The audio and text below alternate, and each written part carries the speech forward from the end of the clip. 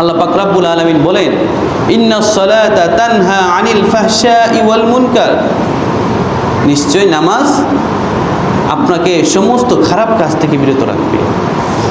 এখন আপনার ভিতরে প্রশ্ন আসতে পারে, হুজুর আমার দেখা মতে একজন লোক আছে, তিনি নামাজ পড়েন আবার সুদ খায়। বলতেই পারে নামাজ পড়ে 5 ওয়াক্ত দাঁড়িয়ে আছে, সে ঘুষ খায়। এর প্রতি উত্তরে উলামায়ে কেরাম তাফসিরে ইবনে কাসির, তাফসিরে কাশশাফ, তাফসিরে মাজহারি সহ বিভিন্ন তাফসির, সেই তাফসিরের মধ্যে সুন্দর করে ব্যাখ্যা দিয়েছে। আল্লাহ পাক রব্বুল আলামিন যেটা বলেছেন সেটা সত্য, ইন্নাস সালাতা তানহা আনিল ফাহশাই ওয়াল মুনকার। কিন্তু এখানে একটা হিডেন একটা কথা রয়েছে, যারা নামাজ পড়ে আবার অন্যায় কাজের সাথে লিপ্ত, বুঝে নিতে হবে তাদের নামাজ কবুল হয় না। নামাজ পড়া এক জিনিস, কবুল হওয়া আরেক জিনিস।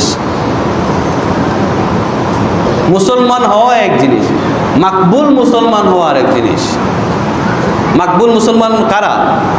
যারা উলামায়ে কেরাম, আম্বিয়ায়ে কেরাম, তারা যুগে যুগে আমাদেরকে ইসলাম শিক্ষা দিয়েছেন। সাহাবায়ে কেরাম, তারা হচ্ছেন মাকবুল।